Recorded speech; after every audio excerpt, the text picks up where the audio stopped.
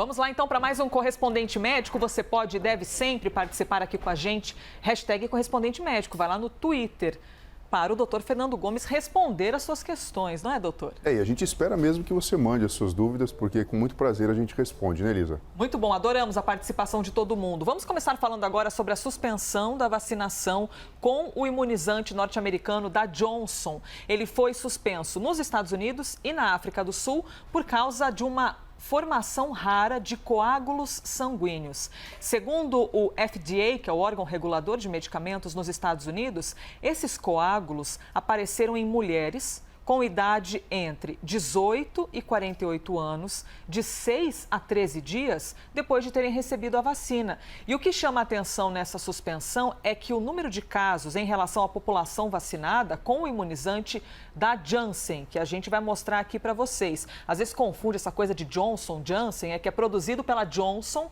mas recebeu o nome de Janssen.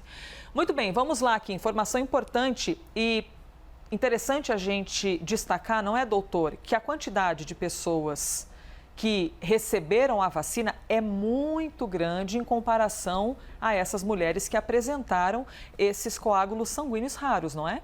Exato. Existe uma desproporção numérica que, de fato, chama atenção e nos faz pensar se, de fato, existe uma relação nexo-causal. É lógico que, nesse momento em que a gente está tendo contato com um novo imunizante, todo cuidado é pouco. Isso aqui acaba sendo um zelo com a própria saúde das pessoas. Mas se a gente lembrar, Elisa, 6 pessoas que desenvolveram coágulos sanguíneos, e a gente está falando de coagulação dentro do vaso, onde isso não deveria existir. Nós conhecemos inúmeras outras causas e associações que podem justificar o surgimento desses coágulos. Como, por exemplo, em mulheres, a associação de anticoncepcional, o uso de anticoncepcional oral e o tabagismo. Nós sabemos que isso aumenta a predisposição de trombose pelo corpo. Então, assim, é lógico, nesse momento, provavelmente o que está sendo feito bem de pertinho pela indústria e pelos cientistas nessa situação é avaliar se de fato a vacina é o fator causal. Eu particularmente acredito difícil quando a gente vê essa desproporção numérica. Como se já houvesse uma condição da pessoa para desenvolver. Uma condição pré-existente para ter isso. É a mesma coisa que a preposição de ou com que a gente discute tanto hoje em dia. O que eu quero dizer com isso? A pessoa morreu de Covid ou a pessoa morreu com Covid? Isso muitas vezes pode gerar uma confusão em termos de número de pessoas que morreram pelo coronavírus. Então aqui existe sim essa preocupação. Excesso de zelo, obviamente é uma complicação que pode ser bastante grave, dependendo da localização do trombo. Imaginando um tromboembolismo pulmonar, você pode inclusive ter a pessoa evoluindo para o óbito, por um acometimento grave do aparelho cardiovascular, com parada cardíaca, inclusive. Bom, então aqui, gente, 6 milhões e 800 mil pessoas receberam a vacina da Johnson nos Estados Unidos. Apenas 6 pessoas desenvolveram a formação desses coágulos. Isso equivale a 0,0006%. É muito pouco, mas não é porque é pouco que não vem a responsabilidade do próprio laboratório, evidentemente, em informar. Doutor, a gente está falando de uma doença que é raríssima, que pode aparecer só por causa da vacina ou não. Como o senhor acabou de dizer, são males que já existem. É o tipo de problema visto também com quem toma um anticoncepcional ou, de repente, o tabagismo. Por que eu estou perguntando isso? Porque, às vezes, vem na cabeça de algumas pessoas, e é compreensível, até porque vacina, a gente está lidando com a insegurança de todos nós. Pode vir o entendimento de, nossa, é algo raríssimo, então eu nunca vou tomar essa vacina porque eu posso ter um problema nunca antes visto. Não é por aí, né? A grande importância, acho que ética, envolvida em todo esse processo, é se você consegue provar, que mais uma vez eu digo, eu acredito que não, mas se você consegue provar que existe uma correlação entre a utilização do imunizante e a formação do trombo, mesmo que seja numa proporção extremamente baixa, então seria uma incidência extremamente rara, você precisa incluir isso na bula. E cabe à pessoa, na verdade, ter ciência disso e seguir em frente ou não. Como qualquer coisa, né, Lisa? Eu vou realizar um procedimento cirúrgico, eu preciso informar o meu paciente dos benefícios, que certamente são muito maiores do que o risco e os malefícios que o próprio procedimento pode causar. Então, tem muito mais uma questão de fato, trazer a público e informar as pessoas e talvez, se houver uma tendência nesse sentido, aquela pessoa que já tem a predisposição a formação de trombos e coágulos, ficar realmente informada sobre o assunto, sobre o tema, do que você simplesmente deixar isso passar em branco. Importante a gente lembrar que, além dessa divulgação desse efeito adverso pós-vacinação da Johnson, a gente acompanhou com bastante ênfase nas últimas semanas a vacina da AstraZeneca, né? Oxford AstraZeneca. Lembra que o uso do imunizante chegou a ser suspenso em alguns países, justamente também por formação de coágulos. E aqui no Brasil, a novidade dos últimos dias é que a Anvisa já solicitou que a bula da vacina relate a possibilidade de coágulos. Ainda que a chance seja muitíssimo pequena, é importante, e a Anvisa já esclareceu isso, que exista na bula, assim como qualquer outra medicação, a possibilidade desse efeito adverso. O nome disso, e a gente precisa disso cada vez mais, é transparência. A gente precisa ter acesso aos fatos propriamente dito, porque contra fato, né, a gente não tem nenhum argumento. Tem alguma dúvida? Hashtag correspondente médico. Participe com a gente. Aliás, participe inclusive desse próximo assunto bastante interessante. Viu um estudo publicado na revista científica da Associação Americana de Medicina nos Estados Unidos mostra que 2 tipos de anticorpos que combatem a Covid-19 foram encontrados no leite materno de mulheres que já tinham sido vacinadas contra a doença. A gente tem aqui alguns dados para explicar direitinho, tintim por tintim, para você o que ocorreu. Essa pesquisa foi feita com 84 mulheres e o que mostrou, essas mulheres receberam 2 doses da vacina da Pfizer com um intervalo de 21 dias entre as aplicações. 61% dessas mulheres apresentaram a presença do anticorpo IgA no leite materno depois da primeira dose.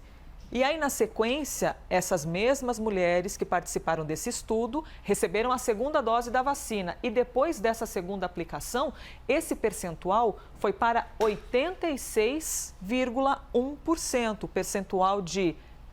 A gente está falando do IgA, mas, aliás, do IgG, mas quando a gente fala a gente chega até a se confundir com isso, né? Ainda bem que temos um médico aqui para explicar tudo para os leigos. O percentual de IgA chega a 97%. Doutor, isso aqui é algo raro de chamar atenção ou não? De fato acontece isso, quando uma mulher está imunizada, ela pode apresentar esses anticorpos no leite materno? De trás para frente, quando a gente recebe uma orientação às mulheres que estão grávidas e vão ter bebê pela primeira vez, da importância do leite materno, uma delas, além dos nutrientes, é a questão do sistema imunológico, que ainda está incompetente da criança em desenvolvimento e através do leite materno, a criança recebe imunizantes naturais, no caso o IgA, através da própria administração do alimento. O IgA é um imunizante? O IgA é um anticorpo que tem a característica de brigar contra micro-organismos e ele está presente principalmente em secreções do corpo, como, por exemplo, a saliva, como, por exemplo, o próprio leite materno. Quando a gente faz o exame para detectar a Covid-19, é o tal do IgG e IgA, é isso? Não, quando a gente faz, a gente procura o IgM e o IgG. O IgM é aquele primeiro anticorpo que é feito na vigência da infecção e o IgG é aquele que representa um anticorpo formado mais tardiamente, que ele vai trazer para a gente a cicatriz sorológica e a memória de como combater aquele micro-organismo. Quando a gente fala o IgA, é aquela proteína, o anticorpo que existe na secreção, por exemplo, da saliva, em outras secreções do corpo e inclusive no leite materno. Então, o que a gente está vendo aqui é uma expressão interessante que a vacina provoca no corpo materno, produzindo, inclusive, levando a produção de anticorpos que podem ser transmitidos para a criança através do meio natural, que é a própria amamentação. Mas e o bebê já tem esses anticorpos, então ele é capaz já de imunizar essa criança? De alguma forma ele está recebendo anticorpos maternos capazes de combater o coronavírus. Esse é o racional teórico que a gente conhece da medicina. E os números são interessantes, porque o imunizante poderia provocar apenas o surgimento de IgM, IgG ou anticorpos neutralizantes na mãe. Mas o que a gente está vendo aqui é a presença, inclusive, no leite materno, chamando para a gente a importância, né, mais uma vez consagrada, da amamentação em todo o processo que existe do crescimento e desenvolvimento de uma criança. Muito bem, interessante demais ver a evolução da ciência a cada dia nos trazendo mais informações. Você tem alguma dúvida a respeito desse assunto aqui? Manda pra gente, hashtag correspondente médico, que na sequência a gente traz aqui para vocês algumas perguntas e respostas com o doutor. Mas vamos em frente, que se eu ficar falando muito aqui, depois no fim não dá tempo das perguntas. Mais de 1,5 milhão de pessoas não voltaram para receber a segunda dose de imunizantes aqui no Brasil. Você acredita nisso? Isso são dados do Ministério da Saúde. Segundo o órgão, não faltaram doses, as doses estavam lá. As pessoas é que simplesmente não compareceram, não voltaram para mostrar o braço pela segunda vez. Os dados do Ministério da Saúde mostram que, somente em São Paulo, são quase 344 mil pessoas que não completaram o ciclo de imunização.